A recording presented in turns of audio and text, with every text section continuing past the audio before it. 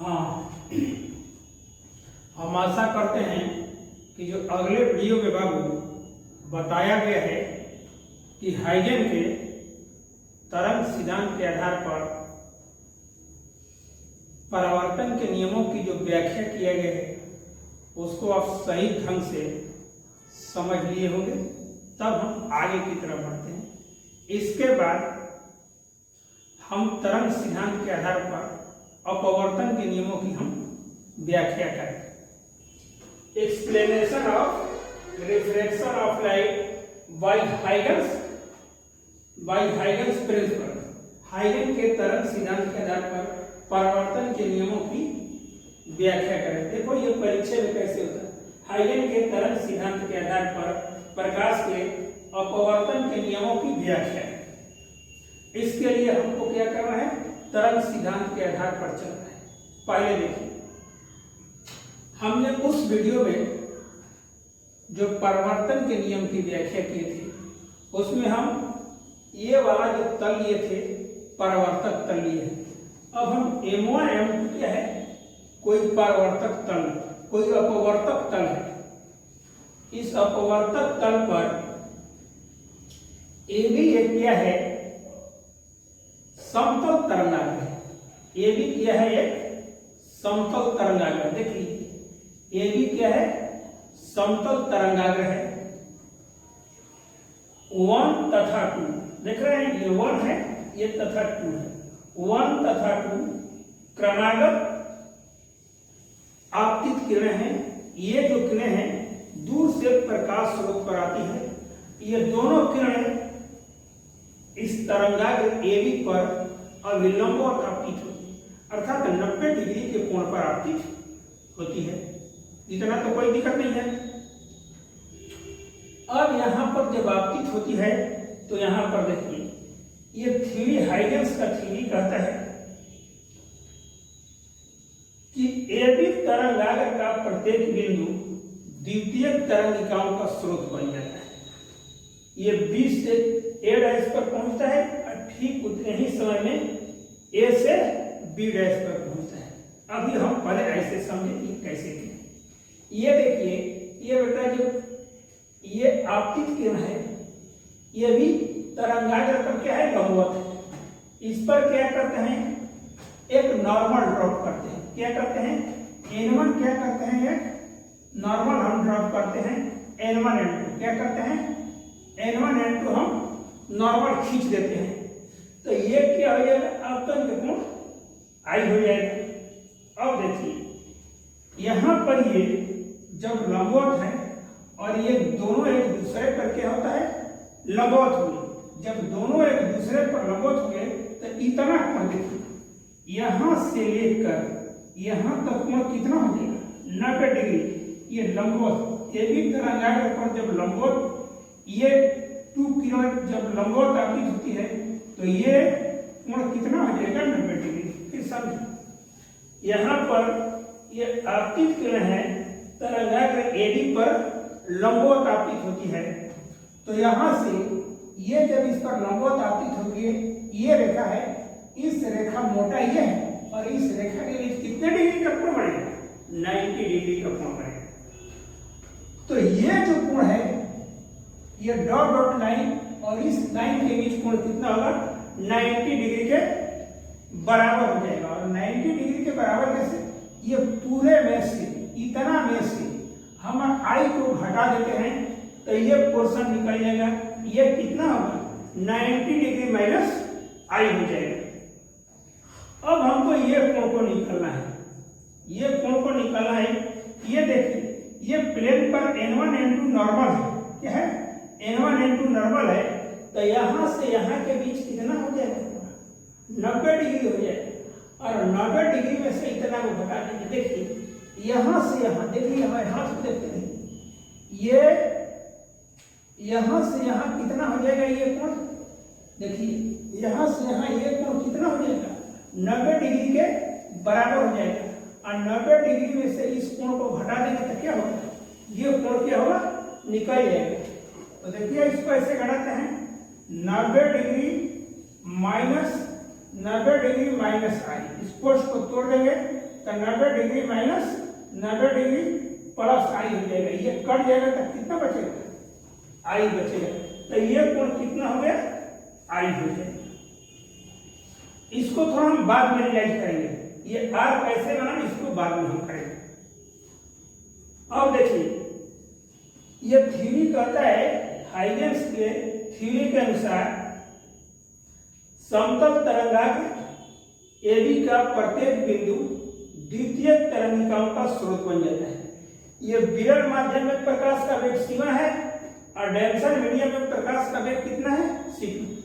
B बिंदु से चली तरंगिका, ये देखो ये लंबवत आपतित होगी तो ये क्या हो जाएगा, परपेंडिकुलर हो जाएगा, तो ये 90 डिग्री का कोण हो जाएगा। ये बी बिंदु से चली तरंगिका 30 समय के बाद A' बिंदु पर पहुंचती है। कहां होती है, 30 समय के बाद A' बिंदु पर पहुंचती है।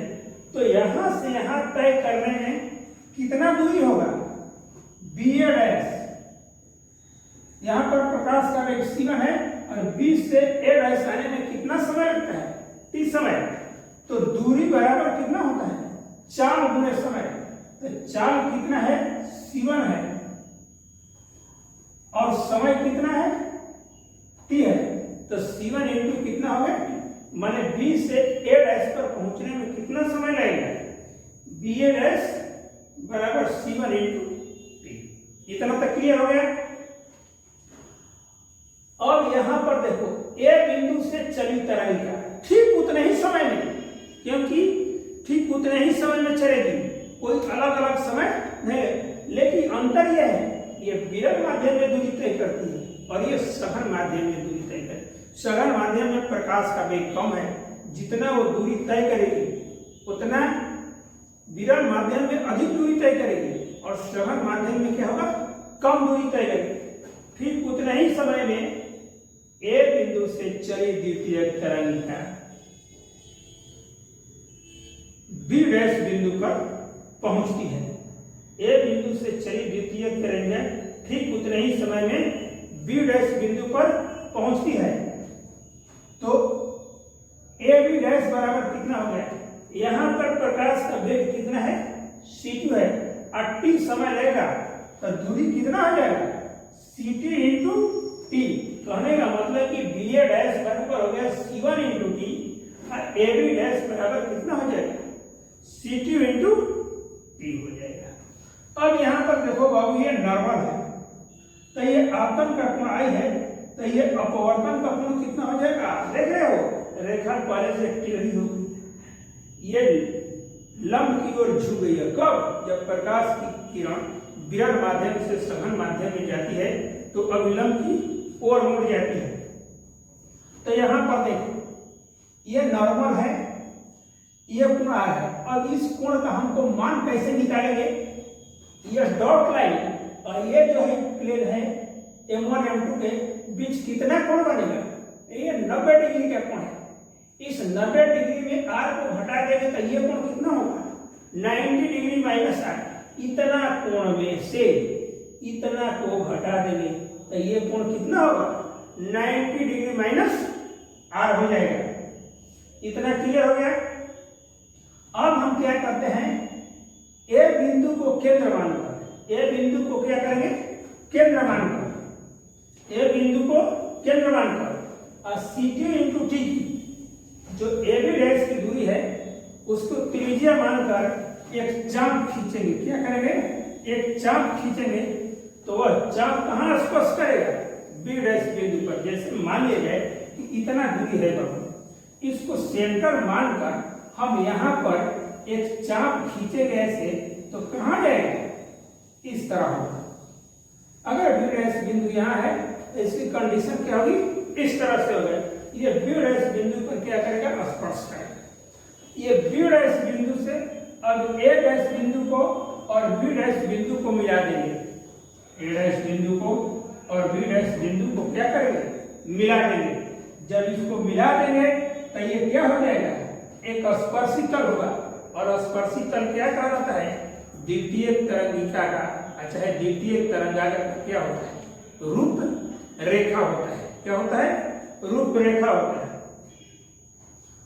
तब अब देखो ये कोण आर कैसे हुआ, अपवर्तन का कोण आर देखो, ये कोण क्या, ये जब खींचा जाता है स्पर्श रेखा त्रिज्या पर क्या होती है, लंब होती है। ये जब रेडियस लेकर जब बीच खींचे हैं तो ये रेडियस हो गया, रेडियस पर ये लंब हो जाएगा ये लाइन, तो ये कोण कितना होगा 90 डिग्री, क्या होगा 90 डिग्री। और ये कोण निकलना होगा तो क्या होगा, ये कोण तीनों कोण मिलाकर कितना होता है 180 डिग्री हो जाता है। और ये तीनों कोण को हम कॉम्बिनेशन जब निकालेंगे तो ये कितना हो जाएगा आर हो जाएगा, अपवर्तन का कोण आर हो जाएगा। अपवर्तन का कोण आप क्या करेंगे आसानी से आप निकालेंगे। अगर निकालने का तरीका होगा तो इसको थोड़ा हम भी देख लेते हैं। देखो तो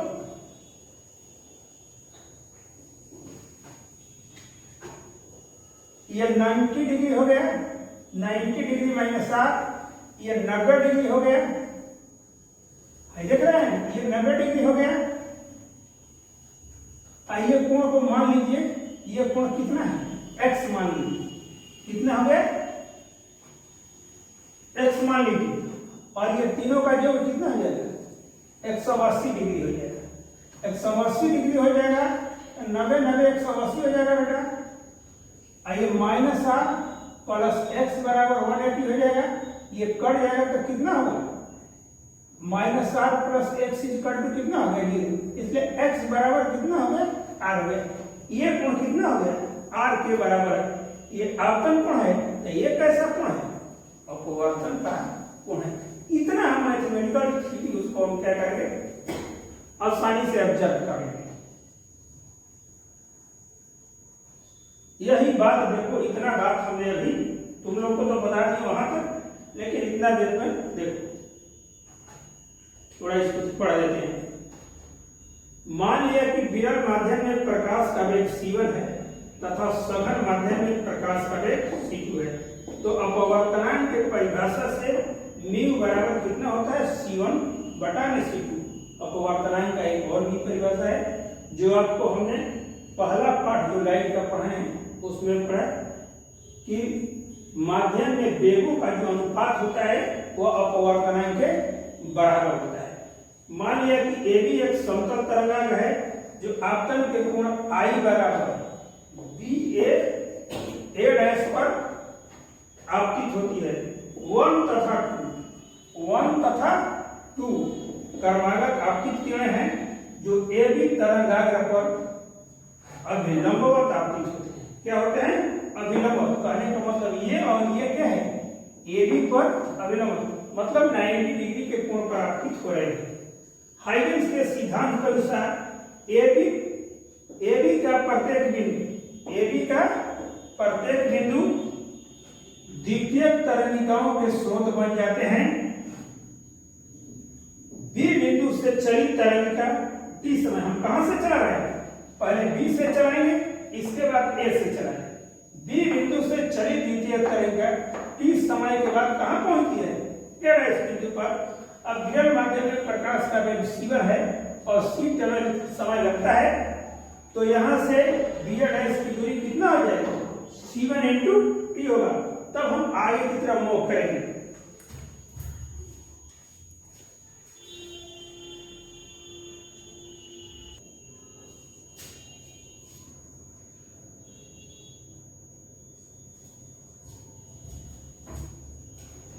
पहले हम देखिए B बिंदु से A' बिंदु पर चलाते हैं। अब कहां से चलाएंगे A बिंदु से B' बिंदु पर। ठीक उतने ही समय t में, समय में कोई परिवर्तन नहीं है, ठीक उतने ही समय t में A बिंदु से चलित तरंगिका सघन माध्यम में, ये सघन माध्यम है, सघन माध्यम में क्या है बाबू, ये सघन माध्यम, सघन माध्यम में कितना है वेग c2 है।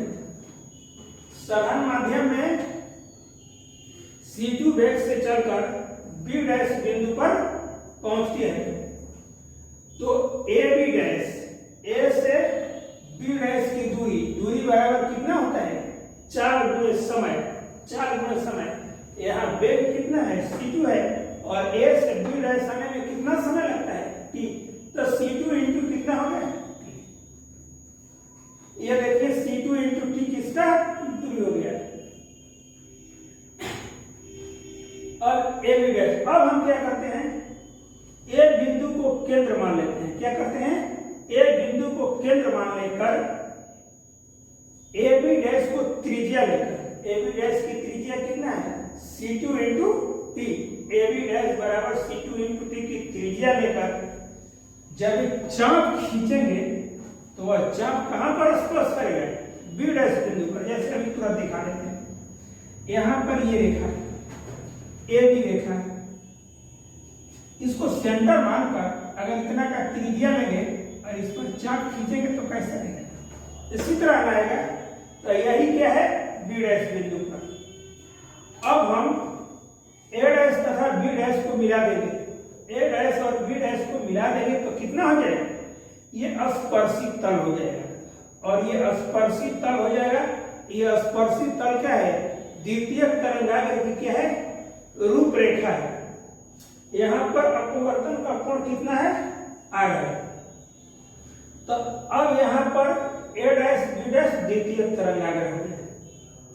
अब हम क्या करेंगे, यहां पर पहले नंबर हम समकोण त्रिभुज क्या लेंगे, समकोण त्रिभुज A B A डैश। देखो समकोण त्रिभुज A B A डैश में देखना ध्यान से, A B A डैश में साइन आई, साइन थीटा बराबर लंब बटा में कितना होता है, कर्ण होता है, लंब बटा में कर्ण। अब लंब देखो, आई हम कोण ले रहे हैं, इसके सामने का ये क्या हो जाएगा, लंब हो जाएगा। बी ए डैश क्या हो गया, लंब हो गया, और 90 डिग्री का सामने का क्या होता है, कर्ण। तो ए डैश कर्ण होगा, क्योंकि 90 डिग्री है और 90 डिग्री के सामने का भुजा क्या होता है, कर्ण होता है। तो बी ए डैश बराबर ए डैश। अब बी ए डैश बराबर कितना होता है, C1 इंटू 2। देखो निकाले हैं, बी ए डैश बराबर कितना होता है, C1 इंटू 2। और जाकर देखना समीकरण 2 में दिया है, ए डैश, ठीक, ये हो गया समीकरण 4। अब देखो समकोण त्रिभुज A B dash A B, समकोण त्रिभुज A B dash A B, A B dash A में हमको साइन आर लेना है। तो आर के सामने की ये भुजा ए बी डैश कितना होगा, लंब हो जाएगा। और ये 90 डिग्री, क्योंकि स्पर्श रेखा त्रिज्या पर क्या होती है, लंब होती है। ये कितना हो गया, 90 डिग्री। तो सामने का भुजा क्या हो गया, कर्ण हो गया। अब देखो साइन थीटा, साइन आर बराबर लंब बटा में कर्ण, ए बी डैश बराबर बटा में ए डैश। देखो ए बी डैश बराबर कितना निकला है, C2 इंटू T और ए डैश। अब देखिए समीकरण 4 में समीकरण 5 से हम भाग दे देते हैं। तो लेफ्ट का लेफ्ट में भाग देते हैं, राइट का राइट में भाग देते हैं। साइन आई बटा में साइन आर, तो ये कितना हो जाएगा, C1T बटा में ए डैश। इसका मान कितना होगा, C2 इंटू T बटा में ए डैश। ए डैश से कट जाएगा और T से T कट जाएगा, तो क्या बचेगा, C1 बटा में C2 बचेगा। और जाकर देखना समीकरण 1 में क्या बताए हैं, C1 बटा में C2 बराबर भी समीकरण 1 से। इसलिए म्यू बराबर कितना हो गया, साइन आई बराबर साइन आई बटा में साइन। यही एसएल का नियम, ये अपवर्तन का प्रथम नियम है। देखो यहाँ पर ये आपतित तरंगाग्र है, आपतित तरंगाग्र, ये क्या हो गया, अपवर्तित तरंगाग्र। और आपतन बिंदु पर खींचा गया अभिलंब, तीनों एक ही तल में। देखो यहाँ पर आपतित तरंगाग्र, ये अपवर्तित तरंगाग्र तथा आपतन बिंदु पर खींचा गया अभिलंब, ये ए बिंदु पर मिल रही है ए डैश, तीनों एक ही तल में दिखाई दे रहे हैं जगह ज्यामिति से। इस पर भी मिल रहे हैं और इस पर भी मिल रहे हैं। इसलिए कहता है कि आपतित तरंगाग्र, अपवर्तित तरंगाग्र तथा आपतन बिंदु पर डाला गया अभिलंब तीनों एक ही तल में होते हैं। ये क्या हो गया, अपवर्तन का दूसरा नियम हो गया। इस प्रकार हम देखते हैं कि हाइगन के तरंग सिद्धांत के आधार पर यह साबित हो जाता है। एक बात और हम बताना चाह रहे हैं, देखो अभी हम भी क्या कर रहे हैं, एक ऐप जो है लंच करने जा रहे हैं, जिस पर तुम लोगों को लाइव पढ़ाया जाएगा। वही लड़के इसमें भाग लेंगे कि जो हमारे पास फीस जमा की है वही। और 11 का भी एडमिशन तुरंत सोमवार से हमारे पास चालू हो जाएगा। अब कुछ दिन में मेंशन करके वहां पर पढ़ाया जाएगा। इसमें हमने अपना ऐप क्या है, एक तरह से हम लोग का ऐप आ गया है, लेकिन उस पर विचार अभी किया जा रहा है कि कैसे उस पर कार्यान्वित किया जाए। तो जो लोग सेकेंड ईयर में, जो लोग हमारे वीडियो को रोज पढ़ते हैं, जो हमारे टाउनशिप के लोकल लड़के, वो अपना सावधान रहेंगे। अगले बार चाहे कुछ दिन के बाद जो वीडियो आएगा उन्हीं लोगों का होगा जो पैसा जमा किए, क्योंकि वहां पर व्हाट्सएप नंबर से लिंक किया जाएगा। और जो लिंक किया जाएगा तो वही लड़के पढ़ेंगे, दूसरा लड़के नहीं पढ़ेंगे। हमने देखा कि जूम पर लोग पढ़ा रहे थे तो जूम पर साफ सुथरा नहीं आ रहा था, बहुत परेशानियां का झेलना पड़ेगा। तो इसलिए हमने लोगों ने एक ऐप हमने लॉन्च किया है। उस ऐप के माध्यम से आपको एक लिंक दिया जाएगा और लिंक में ऐड करना होगा और तब जाकर पढ़ाई क्या होगा। जो लड़के हमारे पास पैसा जमा कर दिए हैं वो तो निश्चित रहे कि उनका कि सारा के सारा हर चीज जैसे व्यवस्था दे रहे हैं वो अब अपने अलग तरह तरीके से दिया जाएगा। उनको कोई परेशानी वीडियो रहने के लिए अब यह है कि वीडियो में कोई रुकावट नहीं आएगी। देखो मौसम की परेशानी, लेकिन हम लोग एक रेल नेटवर्क है वाईफाई, उसका हमने तगड़ा का व्यवस्था करने जा रहे हैं 2-3 दिन में बाबू, क्योंकि ये जो जियो का वाईफाई हम लोग रखे हैं वो बहुत काफी इस समय ठीक से नहीं चल रहा है, इसलिए परेशानियां बढ़ गई है। और हम तुरंत सारी व्यवस्था को हम कर लेंगे, ऐप के माध्यम से ही पढ़ाया जाएगा। और 11 क्लास का भी लड़कों को एडमिशन बाकायदे चालू होगा। अगर आप लोगों के आसपास में जो लड़के दिखाई देंगे, अगर वो एडमिशन के इच्छुक होंगे तो हमारे से संपर्क करके अपना एडमिशन लेकर अपना लिंक ले सकते हैं। और पढ़ाई का जैसे ही सूचना दिया जाएगा उसी समय पढ़ाई क्या चालू हो जाएगा। अब आप लोग आराम से निश्चिंत रहिए कि आप लोगों को पढ़ाई में कभी किसी भी रुकावट नहीं होगा। Thank you.